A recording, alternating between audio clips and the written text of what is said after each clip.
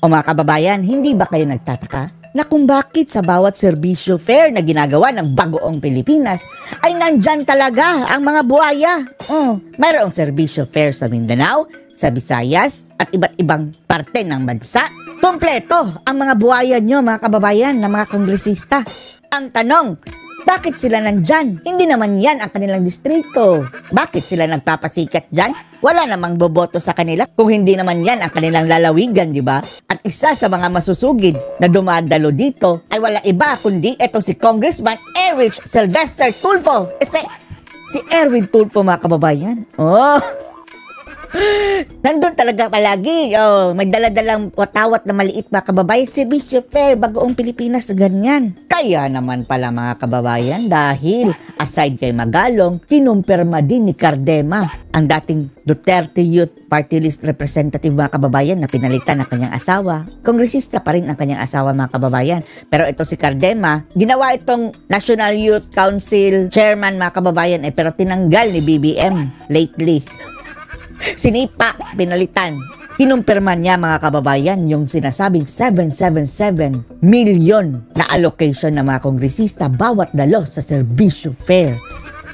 At kung nadaluhan mo daw mga kababayan ang lahat ng serbisyo fair ni Tamba, which is kumpleto lahat sila mga kababayan, di ba? Kahit saang lupalop ng bansa, andun sila, ay aabot daw mga kababayan hanggang 600 million bawat isang kongresista ang makukuha mong allocation galing kay Tambaluslos. At kung i-multiply mo yan by 200 plus mga kababayan na kongresista, aabot yan ng 128 billion o 120 billion plus ang na-allocate sa mga buhaya. At kasali na doon si Erwin Tulfo na sinasabing, ginawa ko lang naman ito itong pagiging TNT ko, tuta ni Tamba o TNT daw mga kababayan dahil kapit sa patalim. Yan ang sinabi niya mga kababayan ha. Yung sa issue ng kanyang pagiging Amerikano doon sa Amerika, kapit daw sa patalim. Ngayon Erwin, kapit ka rin ba sa patalim?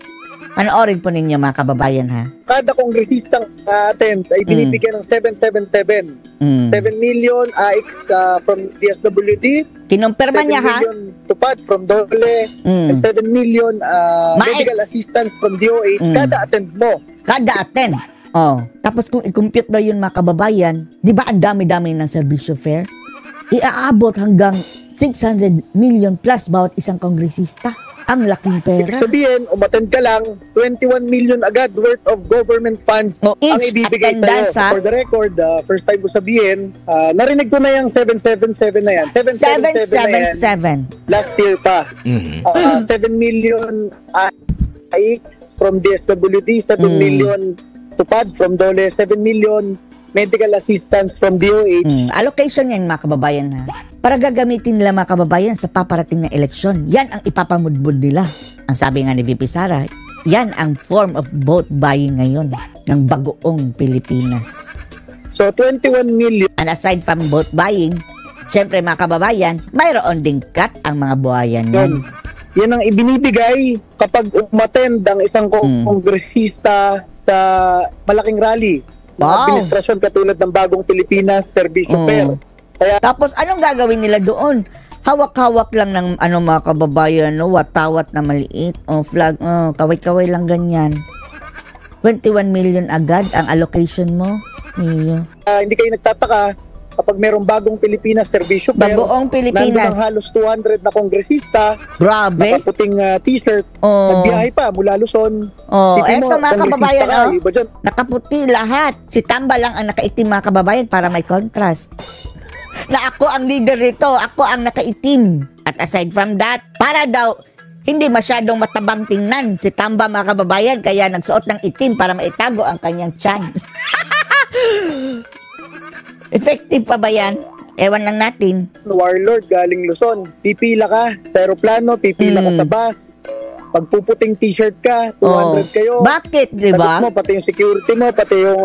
Dahil maraming pera ang allocated sa iyo kapag dadalo ka. Mag-hotel kayo lahat. Bakit pinagtsatsagaan ng isang kongresista, isang leader galing ibang parte ng Pilipinas? Grabe. Na pumila at pumunta sa lugar na wala naman siyang constituent doon. Di ba? Kongresista siya Grabe, no? Ang ginagawa ni Tamba, mga kababayan, binubusog ang mga kongresista para susuporta sa kanya. Pati si Erwin Tulfo, mga kababayan, yung tigasin.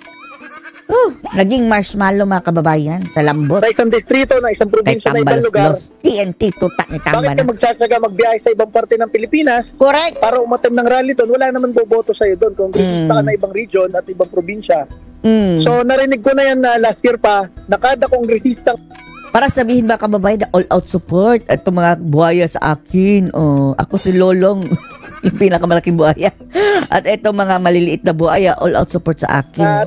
Ganyan ang pinoproject niya, mga kababayan. Ang iyong future Prime Minister. 7 million AX from DSWD, 7 million tupad from DOLE, and 7 million medical assistance from DOH. Kada attend mo. Ibig sabihin, umattend ka lang, 21 million agad worth of government funds ang ibibigay sa'yo. Aroy. Kami sa Duterte Youth Party List, wala kaming na-experience pa na ganyan. Kasi may pagmamalaki namin na sa halos 30 na imbitasyon sa amin sa Bagong Pilipinas naman.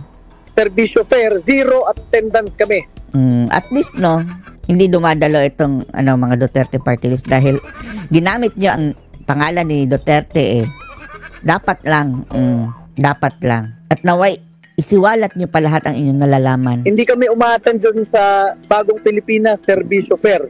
Kung maalala ninyo, yung launching ng Bagong Pilipinas, January last year, launching rin nung rally sa Davao, nandun kami sa rally sa Davao. So simula nung day 1, hindi kami umaattend dyan sa Bagong Pilipinas Serbisyo Fair. Bagoong Pilipinas. Kahit na kung iisipin mo, di sana kung umattend kami sa lahat, meron na kaming 630 million. Mga kababayan, 630 million kung a-attend ka sa lahat ng Serbisyo Fair. Times 200 plus na mga kababayan, kongresista. Meaning, 100 billion mga kababayan, over 100 billion. Allotted na sa mga congressman pa lang.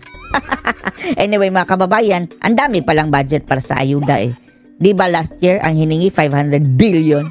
100 billion dyan plus mga kababayan allotted sa mga congressman na sasali sa Serbisyo Fair ayon kay Cardema. Nam! Pesos worth of government funds na pwede naming pang-ayuda. Tapos, sa tingin nyo, lahat ang iyon pupunta sa kanila constituent? No, we don't think so. Sa taong bayan. Kaya lang naisip namin, hindi naman talaga trabaho ng isang mambabatas, gumagawa ng batas, ang mag-ayuda, di ba? Trabaho. Sarap ng buhay, nanay. Bamigay naman. Okay rin naman yung ayuda mga kababayan, pero i-balance mo naman. I-balance mo. Talaga bang kinakailangang bigyan? Mas maganda yung permanente mga kababayan. Example, infrastructure, trabaho. Dahil mabuti yan sa ekonomiya nakakatulong sa ekonomiya. Itong ayuda mga kababayan, wala itong return. Bagkos, magkukos pa yan ng inflation dahil para kang nag-iimprenta ng pera at pinamigay sa kanila without improving the productivity. O mayroon bang mga productivity dyan mga kababayan kung mamimigay-migay ka ng ayuda?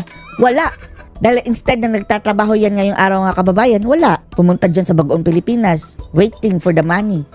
And then, ilang araw pa yung mag-relax. Na supposedly mga kababayan, nagtatrabaho para makapag-produce ng mga produkto.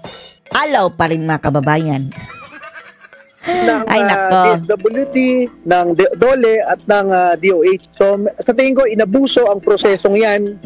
At isipin mo kung umattend ka ng 30 na Bagong Pilipinas Serbisyo Fair, kongresista ka, binigyan ka na ng 630 million, ha? 630 million na agad-agad sa'yo?